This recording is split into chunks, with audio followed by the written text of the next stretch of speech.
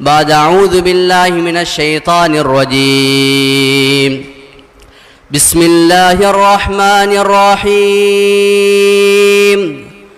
ولقد صرفنا في هذا القرآن للناس من كل مثل وكان الإنسان أكثر شيء جدلا وقال النبي عليه الصلاة والسلام الدين والنصيحة أو كما قال عليه الصلاة والسلام.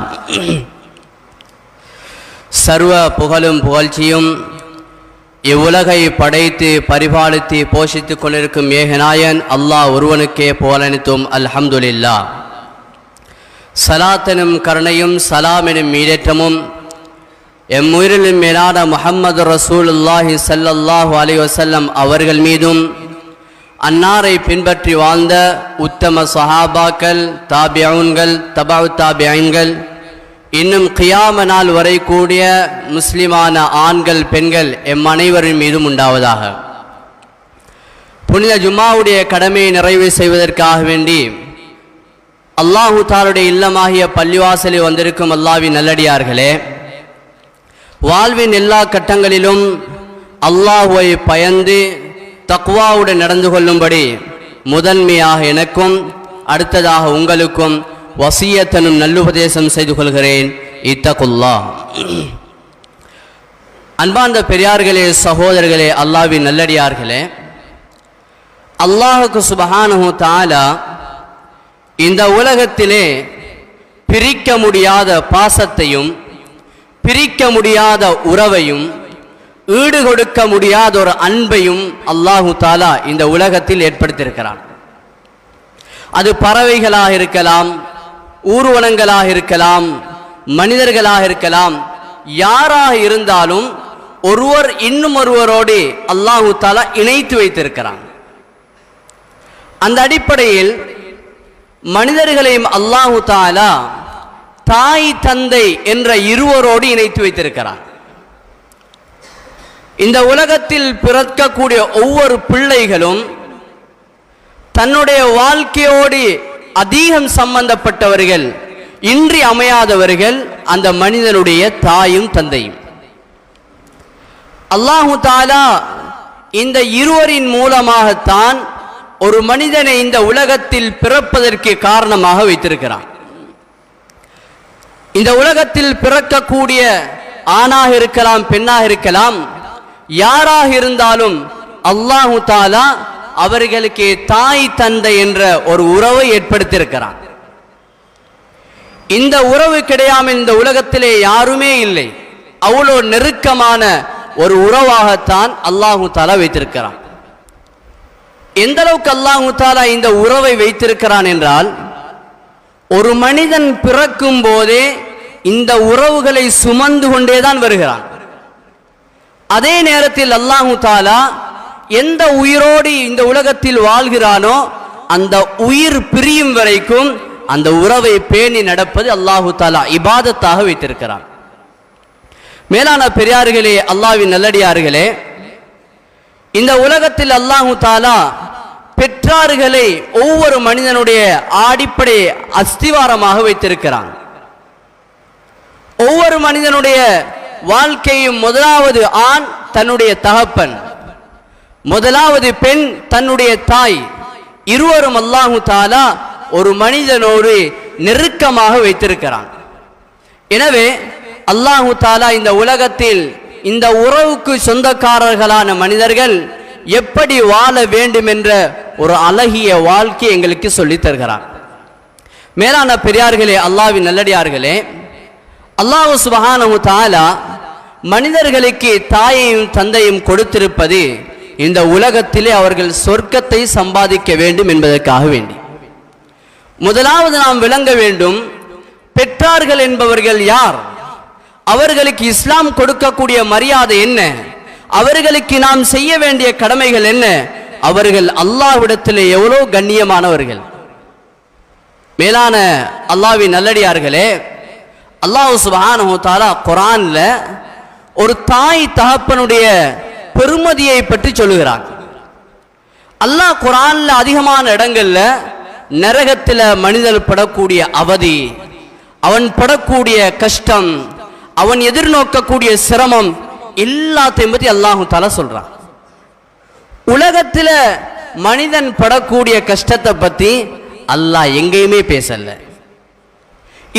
இரண்டு விடயத்தை மாத்திருந்தான் அல்லாஹு தஆலா உலகத்தில் மனிதன் எதிர்நோக்கக்கூடிய பாரிய சவால் என்பதாக சொல்லுகிறான். இது அல்லாத எதுவுமே ஒரு பிரச்சனையே கிடையாது. இந்த இரண்டு பேரும் எதிர்நோக்கக்கூடிய சிரமம் தான் பாரிய சவாலாகவும் சிரமமாகவும் இருக்கின்றது. அல்லாஹு தஆலா குர்ஆனிலே பேசுகிறான், ஹமலத்ஹு உம்முஹு, இந்த உலகத்தில் ஒரு மனிதனை பெற்றெடுப்பதற்காக வேண்டி ஒரு தாய் படக்கூடிய சிரமம், ஒரு மனிதன் ஒரு பிள்ளையை பெற்றெடுப்பதற்காக வேண்டி ஒரு தாய் படக்கூடிய பிரசவ வேதனை தான் இந்த உலகத்திலே அல்லாஹ் சொல்லக்கூடிய வேதனையாக இருக்கின்றது, சிரமமாக இருக்கின்றது. பசியோடு இருக்கிறோம், அது ஒரு பிரச்சனையே அல்ல. பட்டம் பதவி இல்லாமல் இருக்கிறோம், அது பிரச்சனையே அல்ல. ஏனே பிரச்சனைகள் வந்தாலும் அது பெரிய சவால்கள் அல்ல. அல்லாஹ் குர்ஆனிலே சொல்லக்கூடிய பாரிய சவால் ஒரு தாய் தன்னுடைய பிள்ளையை பெற்றெடுப்பதற்காக வேண்டி எதிர்நோக்கக்கூடிய பிரசவ வேதனை. அல்லாஹ் இந்த வசனத்தை பாவிக்கின்ற போது குர்ஹா, அந்த தாய் அவனை பாரிய சவால்களுக்கு மத்தியிலே அந்த பிள்ளையை பெற்றெடுக்கின்றான். அந்த நேரத்தில் அந்த தாயினுடைய உள்ளம் எப்படி இருக்கும் என்ற உளவியலை அல்லாஹ் இந்த வார்த்தைக்குள்ளால் மறைத்து வைத்திருக்கிறான். உண்மையில் பார்க்கக்கூடிய நேரத்திலே ஒரு பிள்ளை உண்டாகிவிட்டால் அந்த பிள்ளையை பெற்றெடுக்கக்கூடிய நேரத்திலே சிரமங்கள் உண்டாகும், பெரும் வலிகள் ஏற்படும், தாங்க முடியாத வேதனை அவள் எதிர்நோக்குவாள். ஆனாலும் அந்த தாய் இன்னொரு விதத்திலே எனக்கு ஒரு வாரிசு கிடைக்கப் போகுது என்று அவள் சந்தோஷப்படுகின்றாள். அந்த வேதனை அவள் கஷ்டமாக உணர்ந்தாலும் தனக்கு கிடைக்கக்கூடிய அந்த பிள்ளையை அந்த தாய் அவ்வளவு அன்பாக அரவணைப்பாக வளர்ப்பதற்கு பெரும் மனக்கோட்டையோடு அந்த பிள்ளையை பெற்றெடுக்க ஆரம்பிக்கின்றாள். சில இமாம்கள் எழுதுகிறார்கள், ஒரு தாய் பிரசவம் பெறுவதற்காக வேண்டி தயாராகக்கூடிய நேரத்திலே எந்த நிலைமையில இருப்பான் என்றால், ஹதீஸிலே வருகின்றது, தாய் பிரசவ வேதனைக்கு பிரசவ கட்டத்துக்கு தயாராகின்ற போது ஒரு கபர்குழியை வெட்டி விட்டுத்தான் போகின்றார். பிறந்தால் பிள்ளை பிறக்கும், இல்லை என்றால் மரணித்து விடுவார்கள். தாய் மரணிக்குமா அல்லது பிள்ளை மரணிக்குமா என்ற பல கேள்விகளுக்கு மத்தியிலே அந்த தாய் அந்த பிள்ளையை பெற்றெடுக்க தயாராகின்றாள். கண்ணியமான பெரியார்களே, சகோதரிகளே, இந்த நேரத்தில் உயிரை அடமானம் வைத்து உயிரை பணயம் வைத்து பெற்றெடுக்க கூடியவர்கள் தான் இந்த தாயும் தந்தையும். இந்த தாயும் தந்தையும் இவர்கள் அல்லாஹ்விடத்திலே மிகவும் கண்ணியமானவர்களாக இருக்கின்றார்கள். இவர்கள் அல்லாஹு தஆலாவிடத்திலே மிகவும் அந்தஸ்துக்குரியவர்களாக இருக்கின்றார்கள். அவர்கள் எப்படியான தாய் தந்தையராக இருந்தாலும் சரிதான், எப்படியான தாய் தந்தையராக இருந்தாலும் சரிதான். அல்லாஹு தஆலா குர்ஆனிலே சொல்லுகின்றான், அல்லாஹு தஆலா இந்த பெற்றார்களோடு பிள்ளைகள் எப்படி நடக்க வேண்டும் என்று. வபில் வாலிதைனி இஹ்சானா, இந்த கண்ணியமான பெற்றார்களோடு பிள்ளைகள் மிகவும் உபகாரமாக நன்றி உணர்வோடு நடக்க வேண்டும்.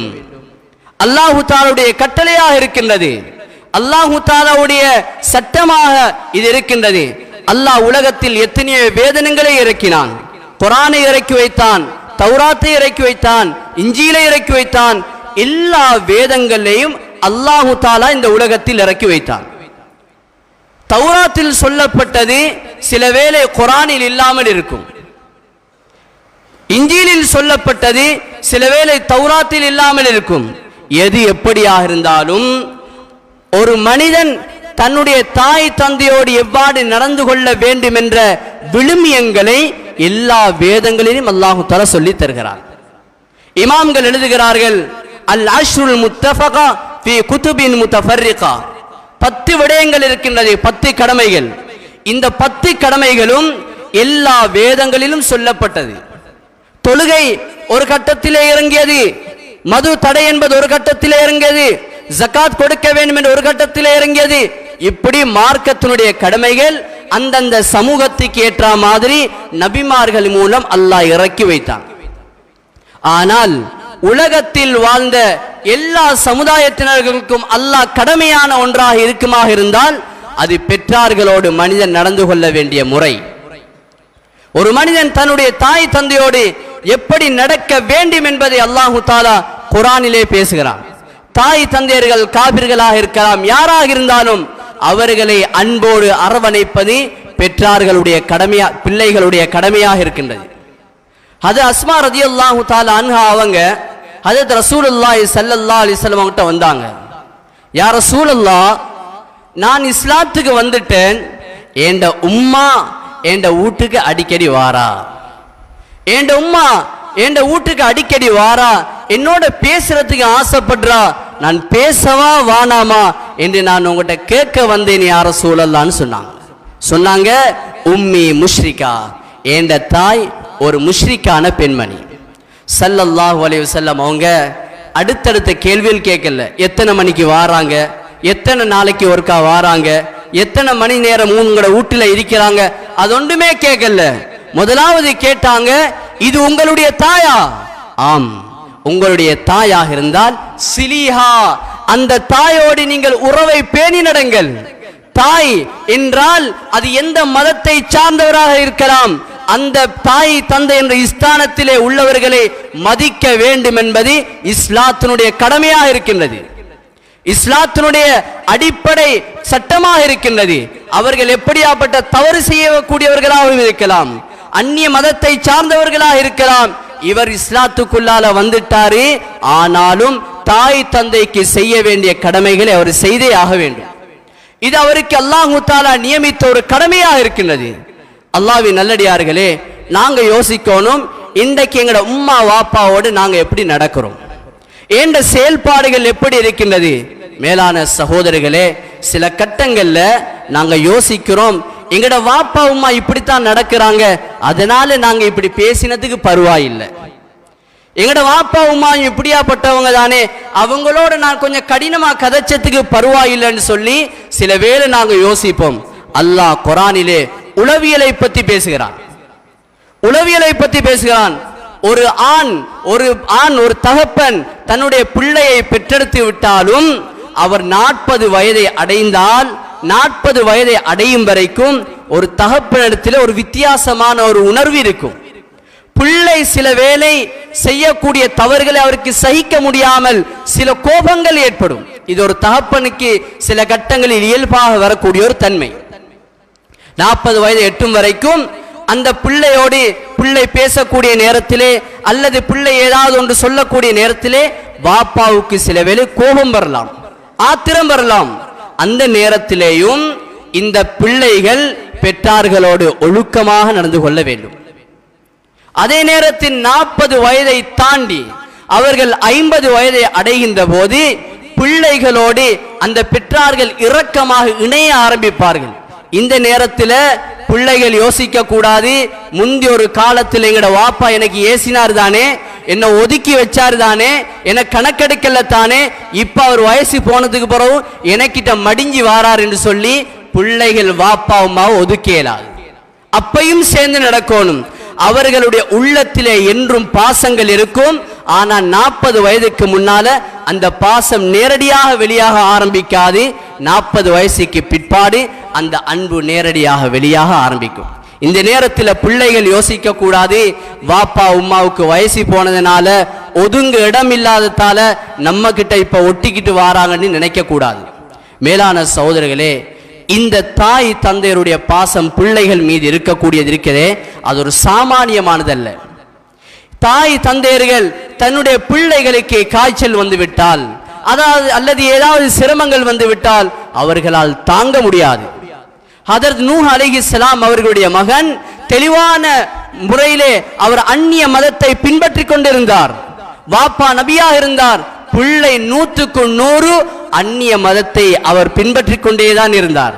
இந்த நேரத்திலே அந்த பிள்ளையோடு வாப்பா எவ்வளவு பதறினார் என்றால், பிள்ளை கடலில் அந்த வெள்ளத்திலே மூழ்கடிக்கப்பட்டு மரணமாகும் வரைக்கும் தன்னுடைய பிள்ளையை எப்படியாவது நேரான வழியில இழுக்க வேண்டும் என்பதற்காக பல முயற்சிகள் செய்து கொண்டே இருந்தான். இதுதான் ஒரு தாய் தந்தையினுடைய பாசம். பிள்ளைகள் எவரு தவறுகள் செய்தாலும் பிள்ளைகள் அவர்கள் பாட்டிலே விட்டு விடாமல் அவர்களை எப்படியாவது ஒரு வழிக்கு கொண்டு வர வேண்டும் என்று முழு மூச்சாக தியாகம் செய்பவர்கள் தாய்மார்கள், பெற்றார்கள். ஹதரத் ரசூலுல்லாஹி ஸல்லல்லாஹு அலைஹி வஸல்லம் அவர்கள் தன்னுடைய மகன் காசிம் மரணித்த நேரத்திலே அவர்கள் எப்படி இருந்தார்கள் என்பதை இமாம் இப்னு மாஜா ரஹ்மத்துல்லாஹி அலைஹி அவங்க பதிவு செய்றாங்க. ஹதரத் ரசூலுல்லாஹி ஸல்லல்லாஹு அலைஹி வஸல்லம் அவர்களுக்கு காசிம் என்ற பிள்ளை பிறந்தது. அந்த பிள்ளை பிறந்து அந்த பிள்ளை மரணித்து விட்டது. அந்த பிள்ளையை கஃன் செய்து அடக்குவதற்காக வேண்டி சஹாபாக்கள் எல்லாரும் அந்த பிள்ளையை கொண்டு சென்று விட்டார்கள். கபரிலே இறக்கி விட்டார்கள். கஃன் புடவையும் அவர்கள் விரித்து மடித்து விட்டார்கள். இந்த நேரத்திலே ஸல்லல்லாஹு அலைஹி வஸல்லம் அழுது கொண்டு வந்தார்கள். லா துஜ்ரிஜூஹு ஃபீ அக்ஃபானிஹி, இந்த பிள்ளையுடைய முகத்தை இந்த கஃனால் மூடுவதற்கு உங்களுக்கு எப்படி மனது வருகின்றது? இது என்னுடைய பிள்ளை அல்லவா என்று சொல்லி ஸல்லல்லாஹு அலைஹி வஸல்லம் உடைய கண்களிலிருந்து கண்ணீர்கள் சொட்ட ஆரம்பித்தது. ஒரு தாய் தந்தையும் பிள்ளைகளோடு அவ்வளோ இரக்கமாக இருக்கின்றார்கள். எனவே இந்த பெற்றார்களுக்கு செய்ய வேண்டிய கடமைகளை அல்லாஹு தஆலா எங்களுக்கு தெளிவாக சொல்லித் தருகிறார். பெற்றார்களோடு நாங்கள் எப்படி இருக்க வேண்டும், பெற்றார்களோடு நாங்கள் எவ்வாறு நடந்து கொள்ள வேண்டும் என்பதை அல்லாஹு தஆலா அணுவணுவாக சொல்லித் தருகிறார். அல்லாஹ் குர்ஆனிலே பேசுகின்ற போது கௌலன் லையினா கௌலன் கரீமா, பெற்றார்களோடு பேசுகின்ற போது நேரம் கூட நீங்கள் அருமையான வார்த்தைகளை பேசுங்கள். பெற்றார்களோடு பேசக்கூடிய நேரத்திலே அருமையான வார்த்தைகளை பேசி அந்த பெற்றார்களுடைய உள்ளத்தை நீங்கள் மகிழ்ச்சிப்படுத்துங்கள், அவர்களை சந்தோஷமூட்டுங்கள். இது ஒரு இபாதத்தாக இருக்கின்றது. பெற்றார்களை வெறுமனே பார்த்து கொண்டிருப்பது அல்லாஹு தஆலா அவர்களுக்கு பரிபூர்ண ஹஜ் செய்த நன்மையை கொடுக்கிறார். சஹாபாக்கள் கேட்டாங்க, யா ரசூலல்லாஹ், ஒருவர் ஒரு நாளைக்கு 100 விடுத்தம் தன்னுடைய தாயை தந்தையை பார்த்தால் 100 முறை ஹஜ் செய்த நன்மை கிடைக்குமா? சொன்னார்கள் ஸல்லல்லாஹு அலைஹி வஸல்லம், ஆம், அவர் 100 விடுத்தம் பார்த்தாலும் அல்லாஹு தஆலா ஹஜ் செய்த நன்மை அல்லாஹு தஆலா கொடுப்பான். மேலான சகோதரர்களே, அல்லாஹ் தாய் தந்தையர்களே அவ்வளவு கண்ணியமானவர்களாக வைத்திருக்கிறான். இந்த உலகத்திலே எங்களுக்கு அல்லாஹு தஆலா தந்திருக்கக்கூடிய பாரிய சக்தி எங்களுடைய தாயும் தந்தையும். எங்களுடைய வாழ்க்கையினுடைய முன்னேற்றம், எங்களுடைய வாழ்க்கையினுடைய செழிப்பு, எங்களுடைய வாழ்க்கையினுடைய நலவுகள் எல்லாமே இந்த தாய் தந்தையர்களுடைய இந்த வழிகாட்டலிலே தான் இருக்கின்றது. ஸல்லல்லாஹு அலைஹி வஸல்லம் சொன்னார்கள், அஜலுல் அதாப், தாய் தந்தையர்களோடு நன்றாக இல்லாமல் இவர் தான் விரும்பக்கூடிய விதத்திலே நடந்து கொள்கிறார், பெற்றார்களுடைய உள்ளத்தை புண்படுத்துகிறார். ஆனா நல்ல வசதியா இருக்கிறார், நல்ல குடும்பத்தில் திருமணம் செய்திருக்கிறார், நல்ல மரியாதையோடு இருக்கிறார், பட்டம் பதவியோடு இருக்கிறார். ஸல்லல்லாஹு அலைஹி வஸல்லம் சொன்னாங்க, இவருக்கு மரண தருவாயில் வந்தா பெரும் ஒரு கேவலமான மரணம் வரும்.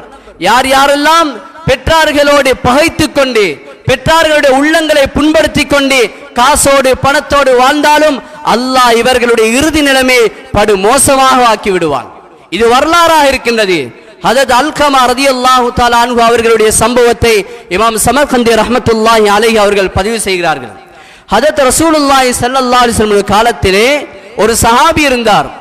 நல்ல சஹாபி, நிறைய யுத்தங்களில் கலந்து கொண்டவர், அமல்களில் செய்வதில் முன்மாதிரியானவர். ஸல்லல்லாஹு அலைஹி வஸல்லம் அவர்களுடைய சபையிலே இருப்பதில் பேரின்பம் கண்ட ஒரு சஹாபி.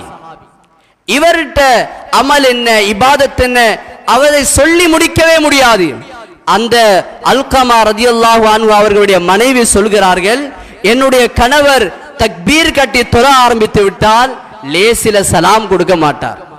என்ற கணவர் வீட்டிலே இருக்கக்கூடிய இந்த பணங்களை, சாப்பாடு வகைகளை தர்மம் செய்ய ஆரம்பித்து விட்டார் என்றால் வீட்டில் ஒரு மணி கூட மிஞ்சாது, எல்லாத்தையும் சதக்கா செய்து விடுவார். அவ்வளவு ஒரு அழகான இபாதத்தான மனிதர், குறை சொல்வதற்கு எதுவுமே இல்லை.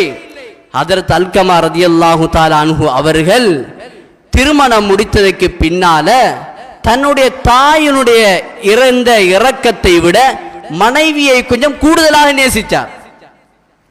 தாயையும் மரியாதையாக அன்பாக அரவணைத்தார். தாய் தந்தையருக்கு செய்ய வேண்டிய கடமைகளை சரியாக செய்தார். அவர்களுடைய தேவைகளை நிறைவேற்றி கொடுத்தார். ஆனால் திருமணம் முடித்ததற்கு பின்னால தாயை விட தன்னுடைய மனைவியை கொஞ்சம் அதிகமாக நேசித்து விட்டார். ஒரு கட்டத்திலே நன்றாக இருந்தவர் சுகையினம் காரணமாக வீட்டிலே படுத்த படுக்கையில் ஆகிவிட்டார். மனைவியும் அந்த கணவருக்கு உதவியாக இருந்து வைத்தியங்கள் செய்து வந்தால், ஆனால் ஒரு நாள் தினம் அவருக்கு சரியான நோய் அதிகரித்து விட்டது. மனைவி பார்த்தா வளமைக்கு மாற்றமாக நோய் கொஞ்சம் கூடுதலாகத்தான் இருக்குது.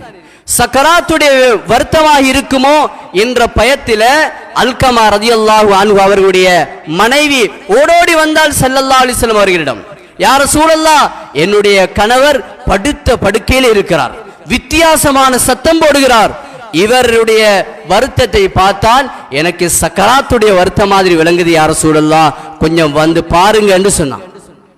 ஸல்லல்லாஹு அலைஹி வஸல்லம் அவர்கள் ஒரு முக்கியமான பயணம் போக வேண்டி இருந்ததால் ஹஜரத் அலி ரலியல்லாஹு தஆலா அன்ஹு, பிலால் ரலியல்லாஹு தஆலா அன்ஹு போன்ற முக்கியமான சஹாபாக்களை அனுப்பி வைத்தார்கள். கொஞ்சம் அல்கமாவுடைய வீட்டுக்கு போய் என்ன நிலவரம் பார்த்துட்டு வாங்க. வந்து பார்க்கறாங்க. ஹஜரத் அலி ரலியல்லாஹு தஆலா அன்ஹு அவர்களும் ஏனைய சஹாபாக்களும் அல்கமா ரலியல்லாஹு படுத்த படுக்கையில் இருக்கிறாங்க.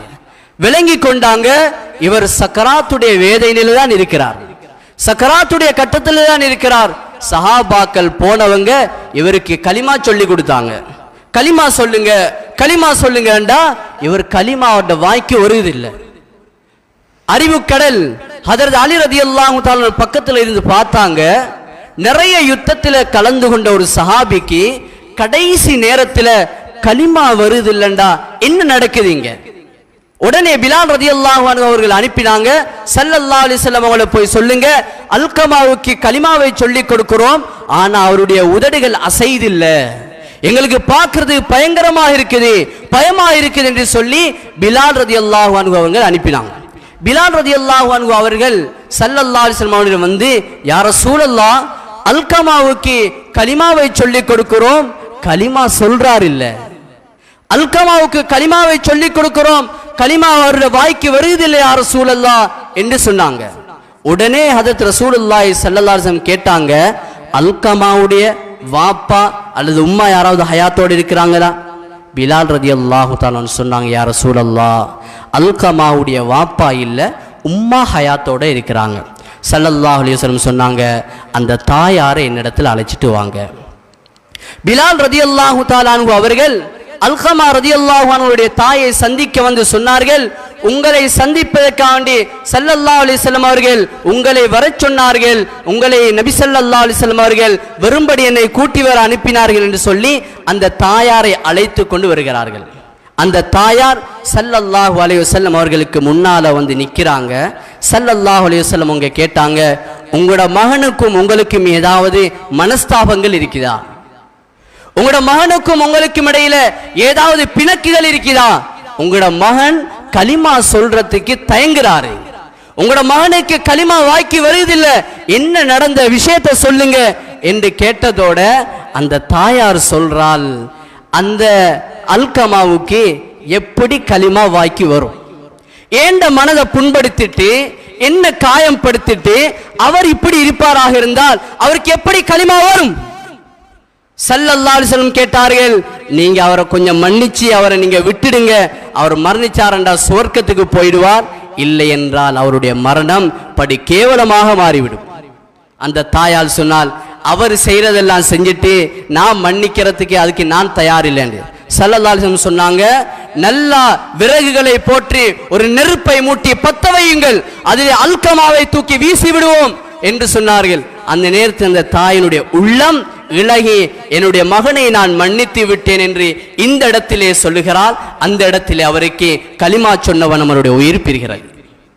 மேலான பெரியார்களே, சகோதரிகளே, செய்த தவறு உம்மாவுக்கு அடிக்கல்ல, உம்மாவை வீட்டை விட்டு விரட்டல்ல, சொத்துல சண்டை பிடிக்கல, எந்த பிரச்சனையுமே செய்யல. நடந்த தவறு என்ன?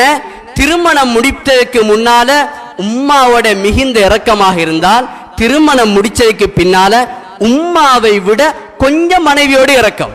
அதனால உம்மா அதிருப்தி அடைஞ்சால் அல்லாஹு தஆலா நிலைமைகளை மாற்றி விடுகிறான்.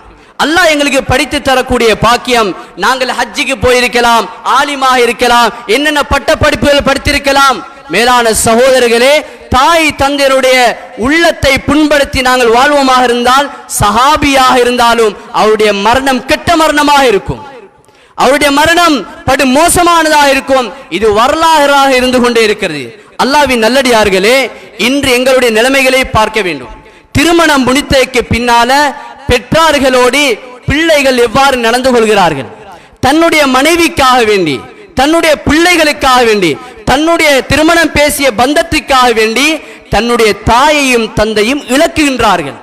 உம்மா வாப்பாவை சந்திப்பதற்கு நேரம் கிடையாது. ஊரெல்லாம் சுத்துவாங்க. வெள்ளிக்கிழமையானா எங்கெங்கெல்லாம் போறாங்க, பஸ் பிடிச்சி வேன் பிடிச்சி போவாங்க. உம்மா வாப்பா வீட்டில முடங்கி கிடக்கிறாங்க. ஒரு கிளாஸ் தண்ணி கொண்டு கொடுக்கிறதுக்கு ஒரு பிள்ளை இல்ல. உம்மா வாப்பாவுடைய கவலை கஷ்டங்களை பகிர்ந்து கொள்வதற்கு ஒரு பிள்ளை கிடையாது. இப்படி இருந்தால் நாங்களும் இந்த நிலைமைக்கு தள்ளப்படுவோம் என்பதை மனதில் வைத்துக் கொள்ள வேண்டும். தாய் தந்தையர்களுக்கு நாங்கள் எல்லா கட்டத்திலும் விசுவாசமாக இருக்க வேண்டும். திருமணம் முடித்து விட்டால், நாங்கள் நம்முடைய தாயினுடைய வீட்டை விட்டு சென்று விட்டால் எங்களுடைய கடமைகள் ஒருபோதும் முடியவில்லை. எங்களுடைய மரணம் வரைக்கும் நாங்கள் தாய் தந்தையருக்கு ஹிதுமத்தை செஞ்சே ஆக வேண்டும். நாங்க பெரிய பட்டம் படிப்பு படிச்சிட்டோம், எனக்கு வேலை கூட, நான் ஊர்ல இல்ல, இதெல்லாம் காரணமாக சொல்ல முடியாது.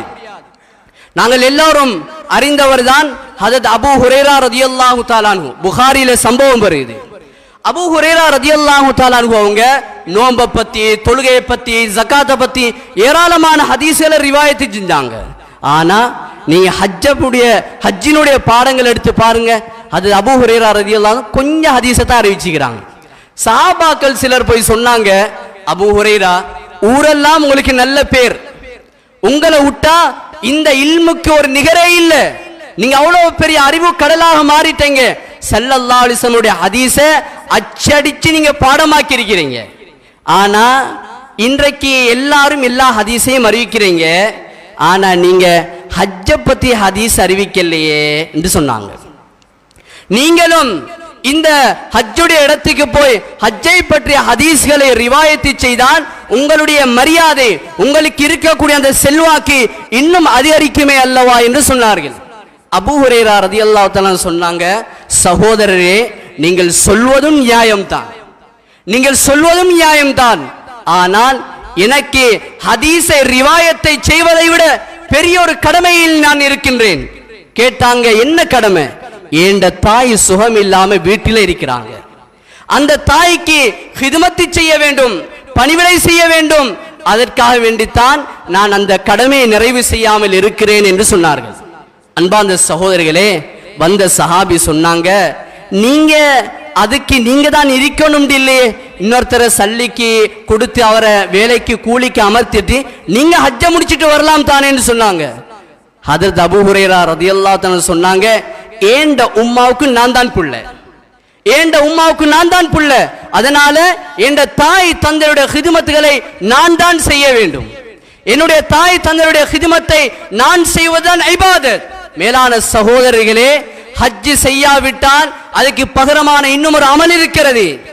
நோன்பிலே முன்பின்னாகிவிட்டால் அதற்கு ஃபிதியா கொடுக்க முடியும், ஜகாத்தில் தாமதமாகிவிட்டால் பின்னால் ஒரு கட்டத்திலே கொடுக்க முடியும். ஆனால் ஃபிதியாவோ நிகரோ இல்லாத இபாதத் தாய் தந்தையருக்கு செய்ய வேண்டிய ஒரு இபாதத். உம்மா வாப்பாவுக்கு கடமை செய்வதில் தவறிவிட்டால் அவர் குற்றவாளி, அதற்கு நிகர் செய்ய முடியாது, எனக்கு செய்ய முடியாது, அதனால இன்னும் ஒருவரை கடமைக்கு அமர்த்தினால் என்னுடைய கடமை நிவர்த்தியாகாது. அன்பார்ந்த சகோதரர்களே, ஒவ்வொரு மனிதரும் தன்னுடைய கடமையாக இதனை எடுத்து செய்வது பெரிய ஒரு இபாதத்தாக இருக்கின்றது. அல்லாஹ்வின் நல்லடியார்களே, இந்த இடத்திலே இன்னும் ஒரு விடயத்தை நினைவுபடுத்துவது கடமை என கருதுகிறேன். நாங்கள் பெற்றோர்கள் என்று தாய் தந்தையை மட்டும் மதித்துக் கொண்டிருக்கிறோம். ஹஜ்ரத் அப்துல் காதிர் ஜிலானி ரஹ்மத்துல்லாஹி அலைஹி அவர்கள் ஒரு ஹதீஸை பதிவு செய்கிறார்கள். ஒவ்வொரு மனிதருக்கும் 3 சாரார்கள் பெற்றாருடைய அந்தஸ்திலே இருக்கிறார்கள். 3 சாரார், அவர்களை பெற்றார்களுக்கு கொடுக்க வேண்டிய மரியாதை கொடுத்து, அவர்களுக்கு செய்ய வேண்டிய கடமைகளை செய்து அவர்களை கண்ணியப்படுத்துவது ஒவ்வொருவருடைய கடமையாக இருக்கின்றது. முதலாவது சாரார் தன்னை பெற்றெடுத்த தாயும் தந்தையும். இவர்கள் தான் முதலாவது அந்தஸ்திலே இருப்பவர்கள். இந்த தாயும் தந்தையும் இவர்களுடைய கடமைகளை சரியாக செய்ய வேண்டும். இரண்டாவது சாரார், இந்த உலகத்திலே நாங்கள் பட்ட படிப்போடு சுத்திக் கொண்டே இருக்கிறோம். ஆனால் பருவ வயதை அடைந்து விட்டால் சில சிக்கல்களில் நாங்கள் அகப்பட்டு விடுவோம். இந்த தருணத்திலே தன்னுடைய மகளை திருமணம் செய்து தந்த மாமனார் மாமியார், இவங்க ரெண்டு பேரும் தாய் தந்தையுடைய ஸ்தானத்திலே இருக்கிறார்கள். இவர்களை மதிப்பது, இவர்களுக்கு ஹிதமத்து செய்வது, இவர்களை அரவணைப்பது அல்லாஹு தஆலா மனிதர்களுக்கு வைத்திருக்கக்கூடிய இபாதத். இவர்களை மதிக்க வேண்டும். திருமண பந்தத்திலே, திருமண வைபவத்திலே, திருமணம் முடித்து தரக்கூடிய நேரத்திலே மாமனார் இருக்கிறார், மாமியா இருக்கிறார், மைனிமார் இருக்கிறார்கள், சகோதரர்கள் இருக்கிறார்கள். எல்லோரும் இருந்து சந்தோஷமாக திருமணம் நடக்கின்றது. பிள்ளை பிறப்பதற்கு முன்னாலே ஏதேதோ சில பிளக்குகளில் குடும்பம் பிரிகின்றது. அந்த நேரத்திலே கணவனுக்கு இருக்கக்கூடிய அதிகாரத்தை பயன்படுத்தி தன்னுடைய மனைவியிடத்திலே சொல்லுகிறார், நீ இதற்கு பின்னால உண்ட வாப்பாவோட தொடர்பு வச்சு கொள்ள கூடாது. தொடர்பு வச்சா உனக்கு 3 தலாக். இதுக்கு பின்னால உண்ட வாப்பாட மையத்துக்கும் போக கூடாது. அப்படி போனா நீ என்ன விட்டு போன மாதிரி என்று சொல்லி கணவன்மார் தனக்கு இருக்கக்கூடிய அதிகாரங்களை பயன்படுத்தி தன்னுடைய மனைவியினுடைய உறவை துண்டிக்கிறார்கள். இது ஷரியத்துக்கு முற்றிலும் மாற்றமானது. ஷரியத்துக்கு முற்றிலும் இது மாற்றமானதாக இருக்கின்றது. தனக்கு திருமணம் செய்து தந்த மாமனார் மாமியாவுக்கு கடமை செய்வது, அவர்களை பார்ப்பது, அவர்களை பராமரிப்பது, அன்பாக அரவணைப்பாக நடப்பது அல்லாஹு தஆலா ஒரு இபாதத்தாக வைத்திருக்கிறான். அவர்களை மதிக்க வேண்டும். சின்ன சின்ன பிணக்குகளுக்காக வேண்டி உண்மையில் அது ஒரு தவறாக இருக்கலாம். இருந்தாலும் மனைவியை நாங்கள் அந்த பெற்றார்களை விட்டு பிரிக்க கூடாது. அந்த மாமனார் மாமியாரை எங்களுடைய தாய் தன்னுடைய ஸ்தானத்திலே வைத்து நாங்கள் பார்க்க வேண்டும். இது ஒரு இபாதத்தாக இருக்கிறது. மூன்றாவது சாரார், அவர்கள் தான் எங்களுக்கு கல்வியை போதித்த எங்களுடைய ஓதப்பள்ளிகளுடைய உஸ்தாத்மார்கள், மதரசாக்களுடைய பேராசிரியர்கள், பாடசாலையில் படித்து தந்த சேர்மார்கள், டீச்சர்மார்கள். இவர்களும் எங்களுக்கு பெற்றார்களுடைய அந்தஸ்திலே இருக்கிறார்கள். இவர்களை மதிக்க வேண்டும். ஒரு வைபவம் நடந்தால் நலவோ கெடுதியோ அது இந்த 3 சாரார்களும் பங்கு கொள்வார்களாக இருந்தால் அந்த சபை சிறப்பான சபையாக இருக்கும். 3 சாராரும் கலந்து கொள்வார்களாக இருந்தால் அந்த சபை சிறப்பானது, பரக்கத்தானது. மேலான சகோதரர்களே, எங்களுடைய ஆசான்களும் எங்களுடைய தாய் தன்னுடைய ஸ்தானத்திலே இருக்கிறார்கள். அவர்களை மதிக்க வேண்டும், அவர்களை அன்பாக அரவணைக்க வேண்டும். பெற்றார்களுக்கு செய்ய வேண்டிய கடமையை போன்று ஒவ்வொரு மாணவனும் தன்னுடைய உஸ்தாதுக்கு, தன்னுடைய ஆசான்களுக்கு செய்ய வேண்டிய கடமைகள் இருக்கின்றது. ஒழுக்கமாக நடக்க வேண்டும்.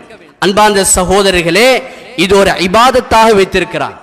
அதிலும் குறிப்பாக மதரசாக்களுடைய உஸ்தாத்மார்கள் மிக ஆழ்ந்த நீடு செய்ய முடியாத சேவையை செய்து கொண்டே இருக்கிறார்கள். இவர்கள் தன்னுடைய மாணவர்களுக்காக வேண்டி எவ்வளவோ அர்ப்பணிப்போடு நடக்கின்றார்கள்.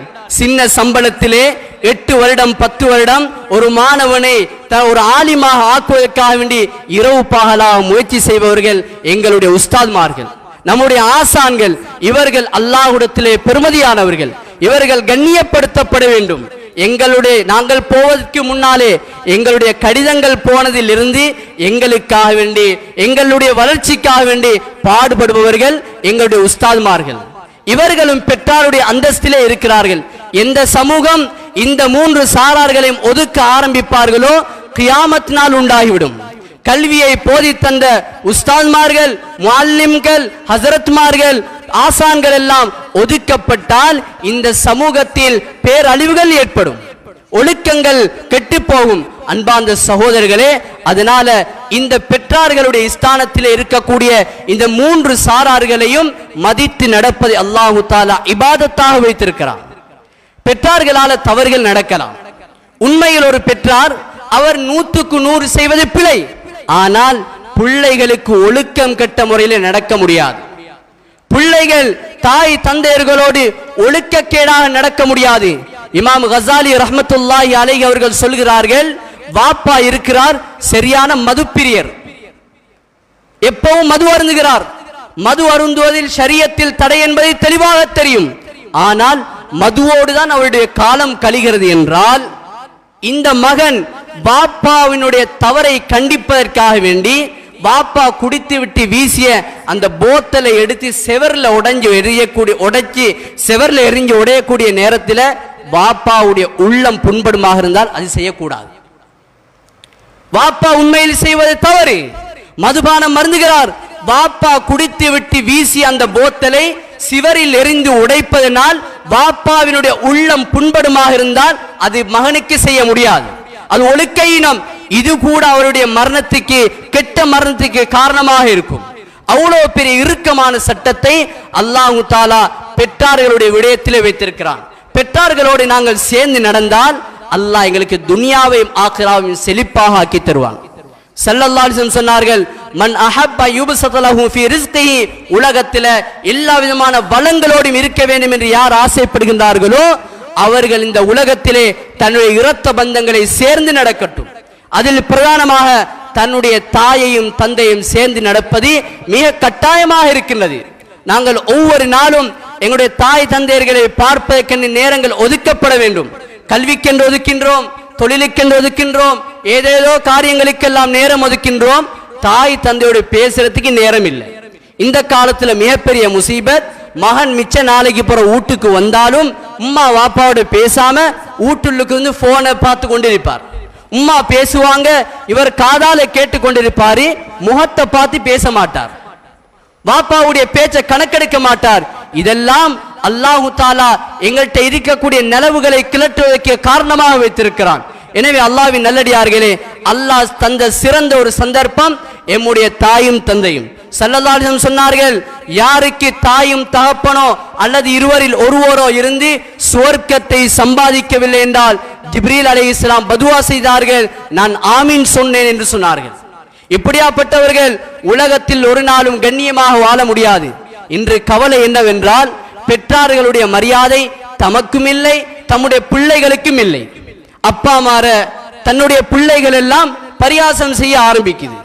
வாப்பாவ இவர்கிட்ட புள்ள பரியாசம் செய்து அவர் இதை பார்த்து கொண்டு சிரிச்சு கொண்டிருக்கிறார். ஏண்ட வாப்பா என்ன மரியாதை இல்லை. இதனால என்ன நடக்கும்? காலப்போக்கில் இதே நிலைமைக்கு இவர் மாறுவார்.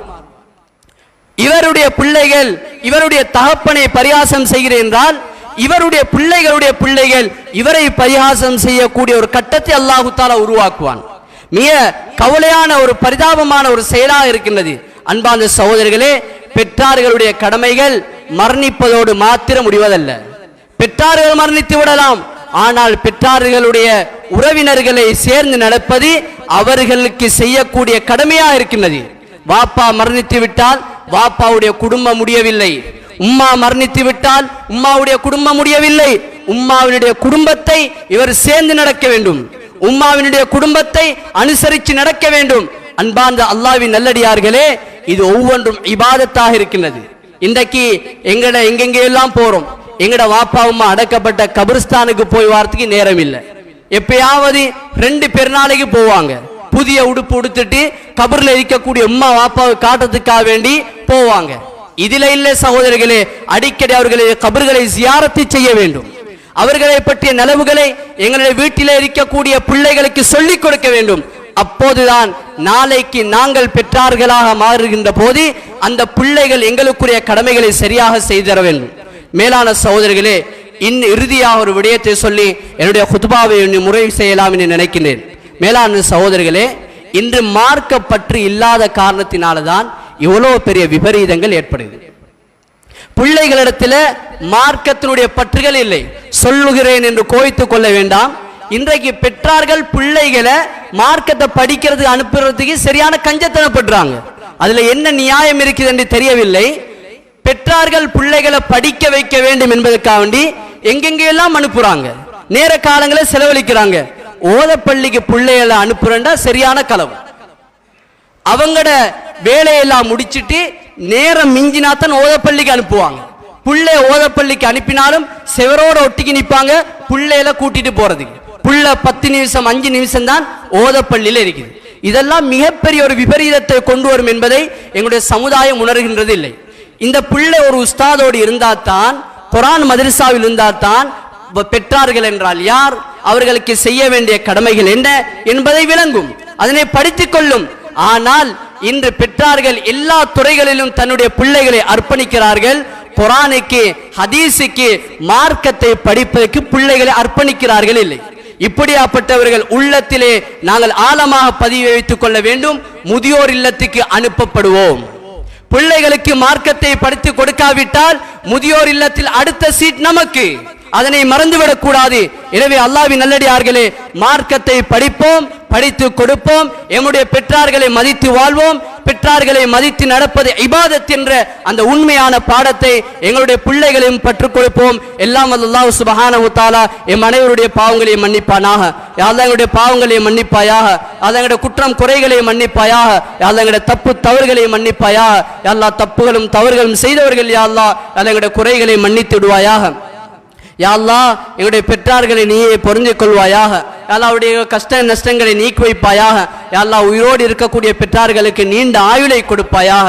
யா அல்லாஹ் அவருடைய கவலைகளை நீக்கி வைப்பாயாக. யா அல்லாஹ் உடம்பு நிறைய ஆரோக்கியத்தை கொடுப்பாயாக, மனதினுடைய சந்தோஷத்தை கொடுப்பாயாக.